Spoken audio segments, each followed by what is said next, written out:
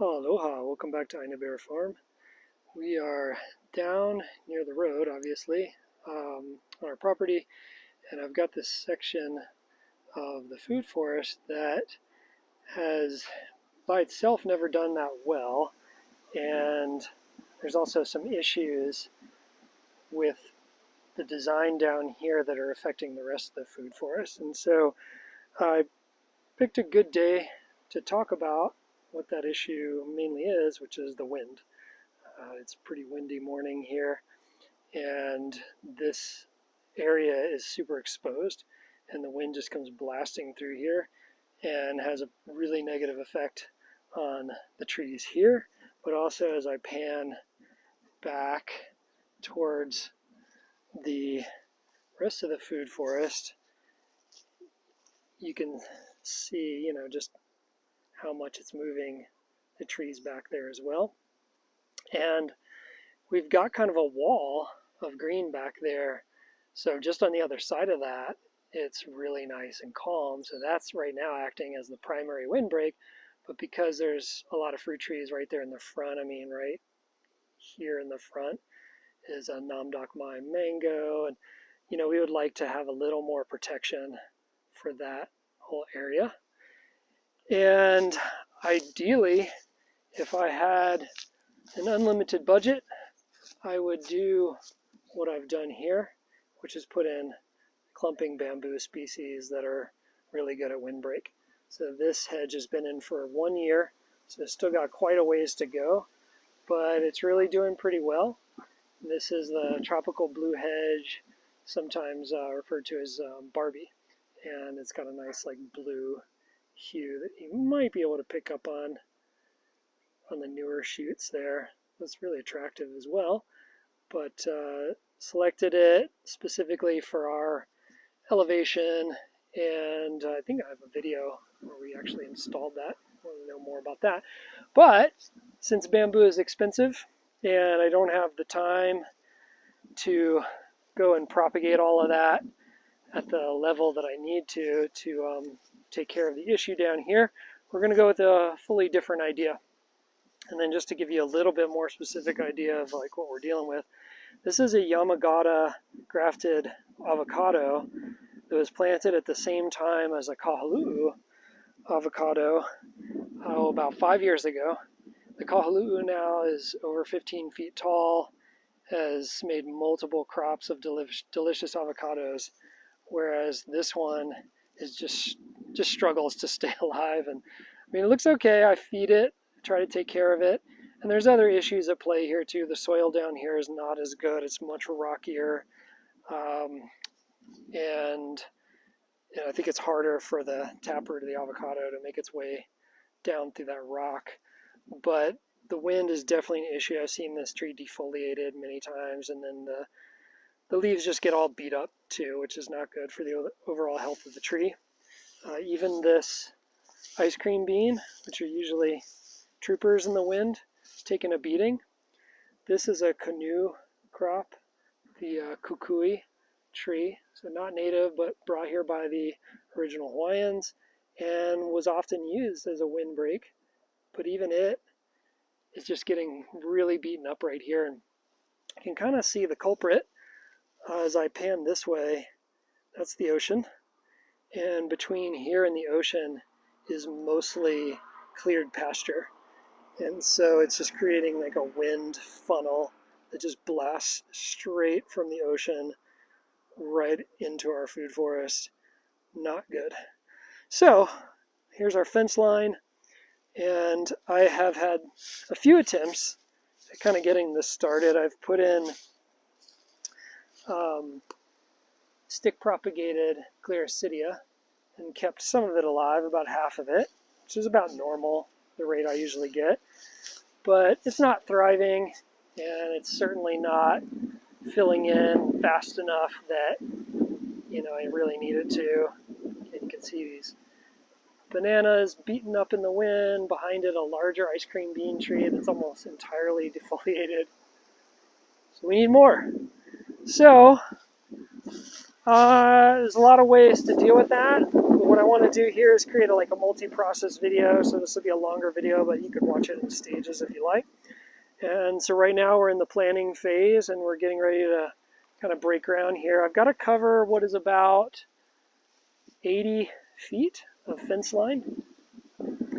And my idea is to put in a agroforestry style windbreak. And so what do I mean by that?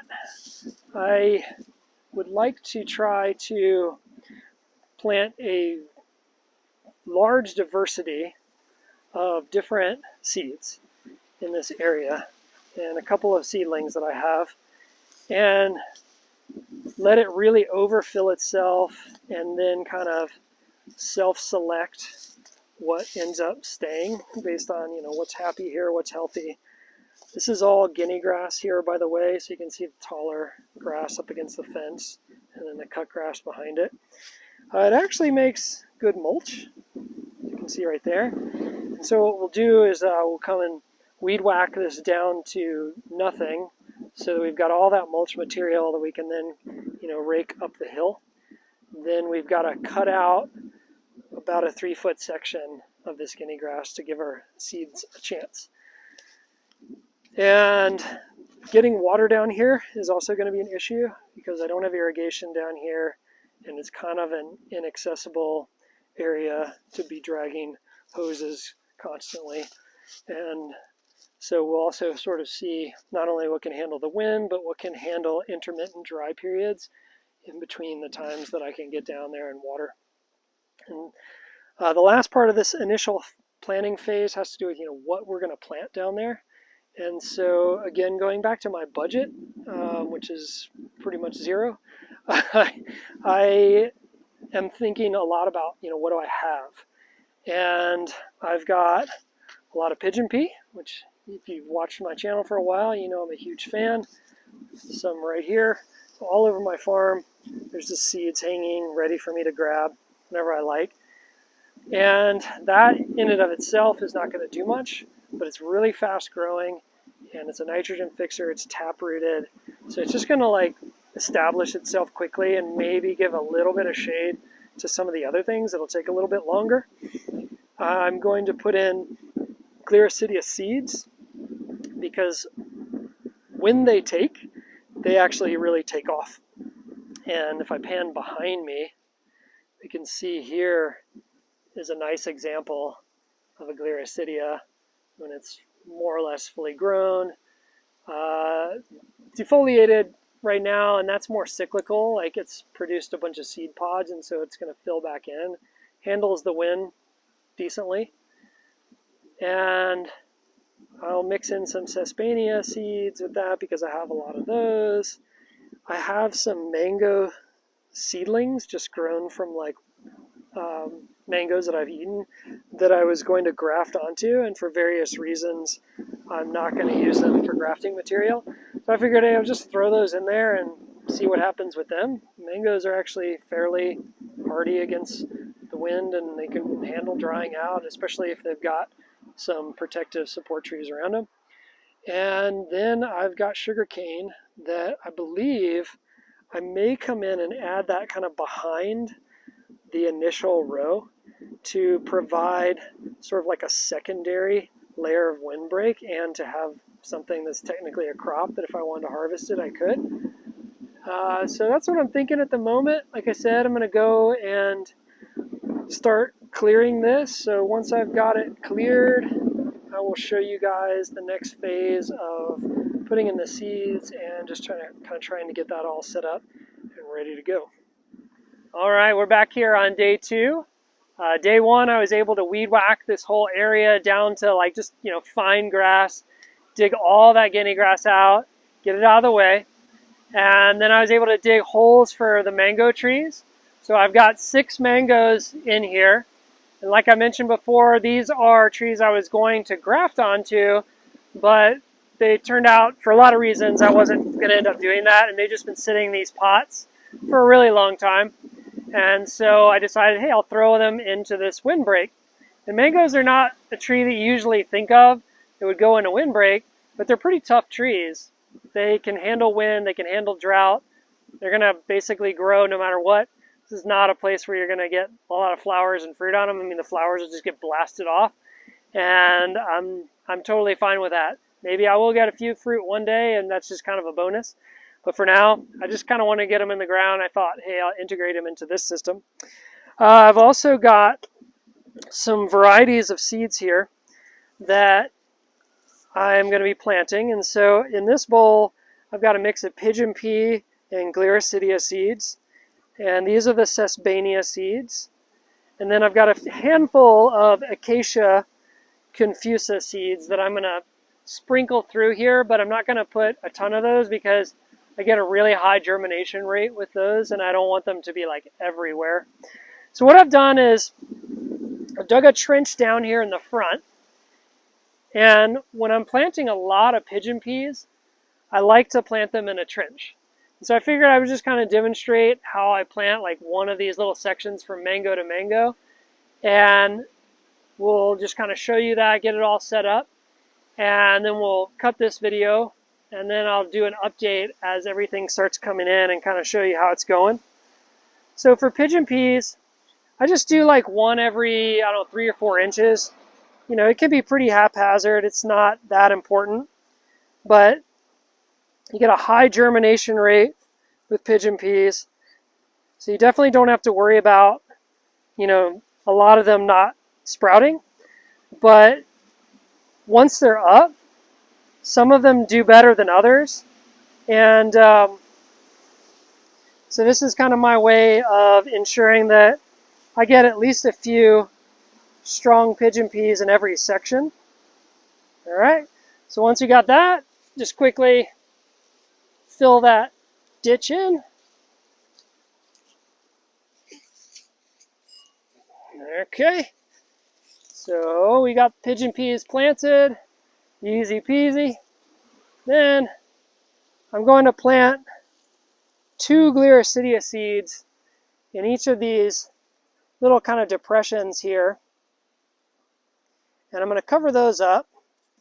And then what I'm going to do is grab some wood chips, because I don't want to lose where I planted the Gliricidia. I mean, obviously the wood chips have a few different benefits, but I'm doing it right now because I want to make sure that I don't forget where I put them. Then I'll know where to water.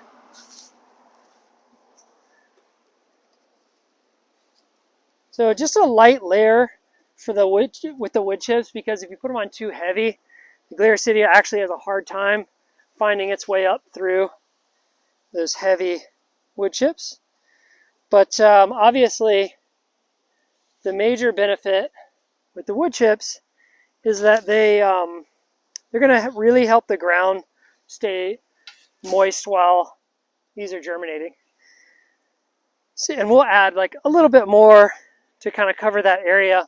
I also have these Gliricidia that I grew from cuttings, and you know, it's been kind of a mixed bag. The ones that survived haven't done that well. So what I'm also going to do is put in a couple of seeds for the Gliricidia nearby these, and if one or both of those end up kind of overtaking the cutting growth, I'll just get rid of that later. As far as the Sesbania, you really don't want to plant that very deeply. And so what I'm going to do with that is just kind of sprinkle it in this interim section here and there. Most of these probably won't end up germinating. I say that, but who knows. But if I water this whole area regularly, which, you know, I'll have to do because of the Pigeon Pea and the Gliricidia and the mango, then I do believe I'll get at least some germination from that. You can kind of just sort of scuff the ground around a little bit, or if you had a rake, move the ground a little bit. You want them, you know, basically just under the soil, and then hopefully the water will push them down a little bit more to get them in there. So then we're going to be planting the mangoes. We get those set up. We'll get the wood chips filled in for the rest of these spaces. We're going to water everything in, and then just wait for everything to grow and see what does well. Okay, we're back here after about 3 weeks of planting the seeds in this area. So I wanted to give you guys an update, just kind of show you how things are looking. Mangoes all doing fine as expected, even a little bit of new growth on a few of them. A lot of pigeon pea has come up as expected, and those trenches that we did. And then we've got the Gliricidia from seed, which for the most part is doing pretty good. We do have some gaps here and there that we need to come back and fill back in. And I afterwards threw in some Sunn Hemp, which is actually this little guy right here. And so it's just another quick kind of cover crop to just get some vegetation going in the area.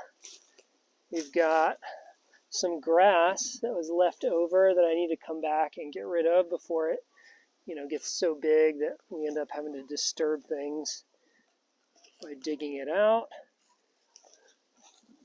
Some of the red tea leaf, TIT, was doing better now that it's getting frequent water. And a few more little bits of grass here and there.